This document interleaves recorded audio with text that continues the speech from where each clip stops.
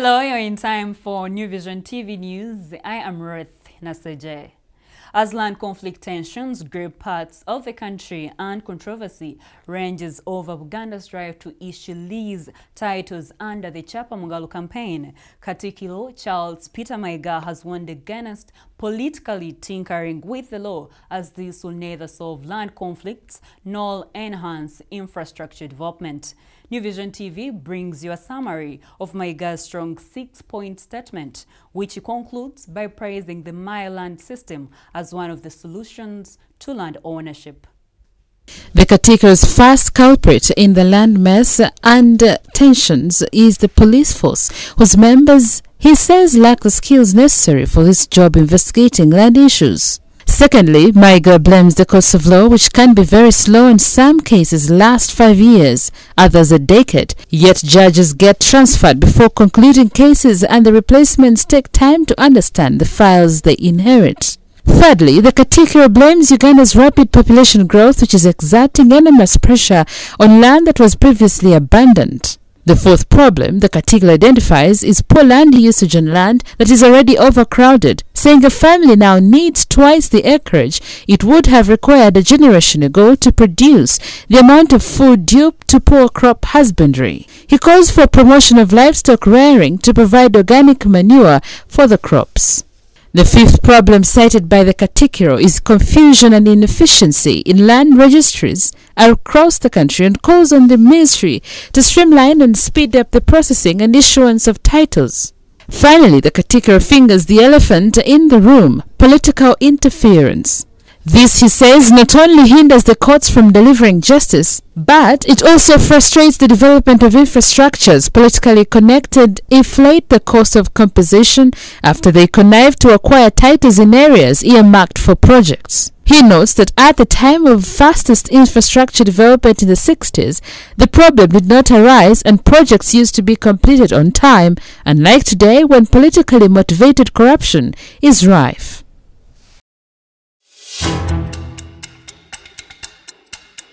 Moving on, following Buganda Road Chief Magistrate's Court ruling temporarily rejecting a move by government to subject Makerere University researcher Dr. Stella Nyanzi to a mental examination, now New Vision TV went out to find out the process of determining one's mental status.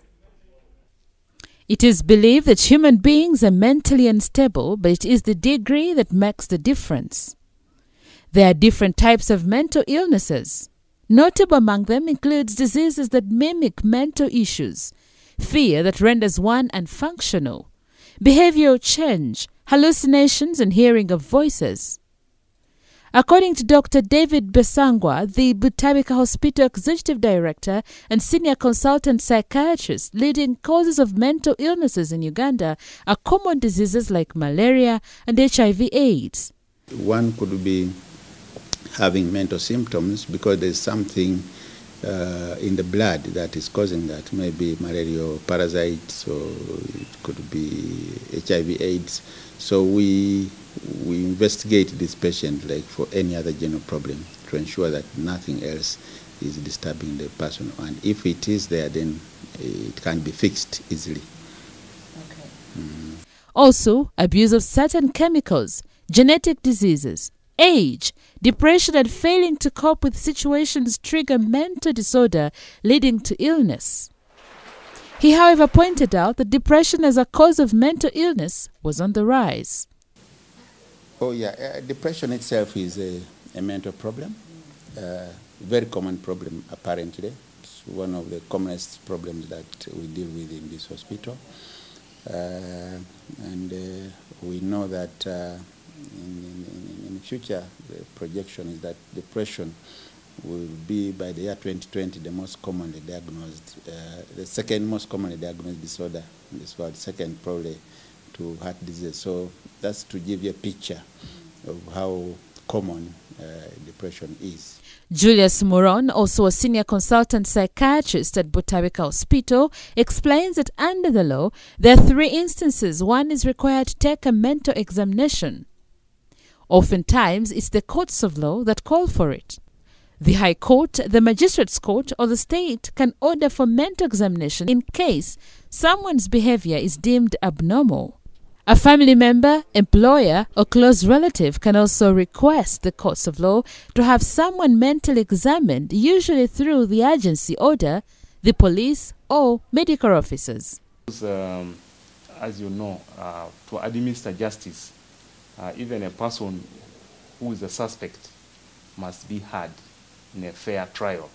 So, but mental illness may affect that process. So because of that, we have procedures that courts can use to inquire into someone's mental status. So we get those referrals from courts, either from the high courts or from the magistrate court. And people are referred for purpose of examining to find out if they are fit to participate in the process of trial. The process of examining one's mental status involves a lot of patience, calmness, and several tests that include unique investigations like one's lithium levels.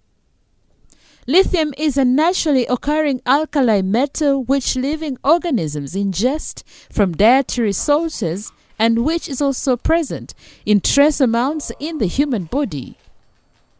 In much higher concentrations, lithium is effective as a medication for mania and mood swings, including manic depressive disorders. Many studies have shown that a deficiency in endogenous lithium, i.e. lithium in food and drinking water, can lead to defects in growth and development in animals and to grave psychopathological problems in humans. It is therefore conceivable that lithium has an essential function in the physiological regulation of mood. Other investigations are one's behavioral, speech patterns, and health history to confirm mental illness. Also, drug screening and psychological tests are used to arrive at a diagnosis. Butabika Hospital boasts of being the only hospital that can examine lithium levels and abuse of chemicals and substances in people. The principal laboratory technologist, John Bazimenyera, at the hospital says that it is important to examine one's physical and mental status, taking into account that many patients suffer from various health conditions which in many ways fuel mental illnesses. This is a microbiology, stroke parasitology, and we will deal with the parasites and microbes. And the parasites and microbes that we deal with are of medical importance because we have got so many microbes. Some of them are useful to our bodies, others are not. But the ones we deal with are the ones which are of medical importance. In other words, those ones that cause diseases in persons. So whenever, like for example, if you have diarrhea, you come here, we can do microscopy. We can even culture and come to know that while you have diarrhea, you are carrying a microbe called so and so. Butabika Hospital receives 3 mentally ill people every week.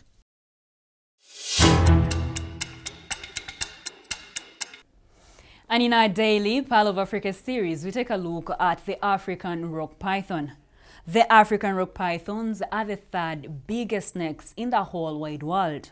These have the capacity to kill and even swallow a prey that is thrice their size. A snake of this kind is kept at the Uganda Wildlife Education Center. We joined Dan Mirembe, a zookeeper, who now explains.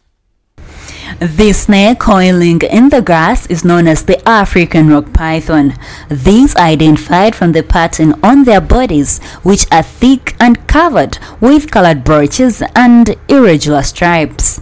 These body markings vary between brown, olive, chestnut, and yellow, but fade to white on the underside. The head of an African rock python is triangular and is marked on top with a dark brown spearhead outlined in buff yellow.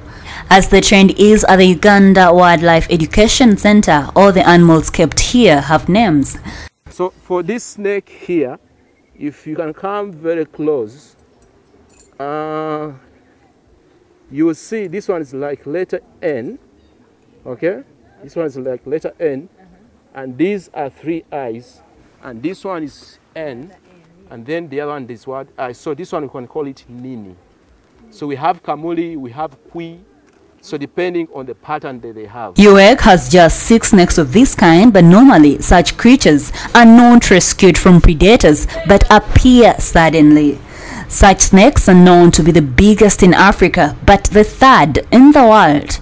They are ranked at number 3 as they can swallow a human being thrice their size. Mirembe adds that even when they are attacked after feeding, they can vomit the prey and respond to the attack.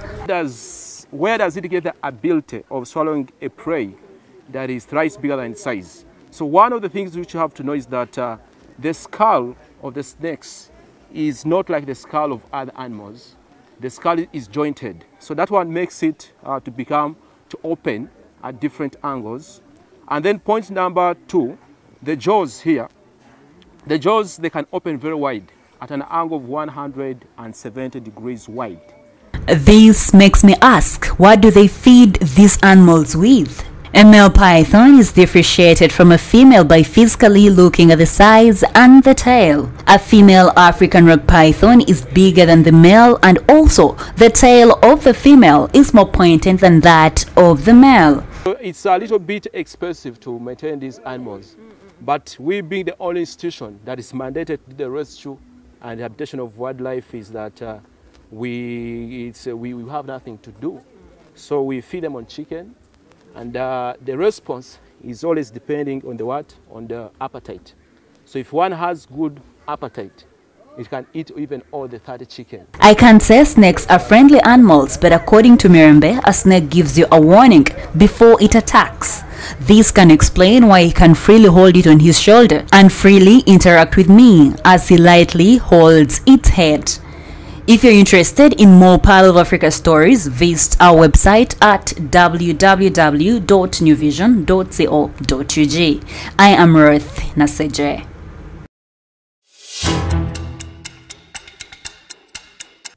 And that's all we had for you. Thank you for watching. Be sure to catch more of your news updates on your mobile phone, on your desktop, on your tablet, and anywhere on the go by visiting our website at www.newvision.co.ug. I am Ruth Naseje.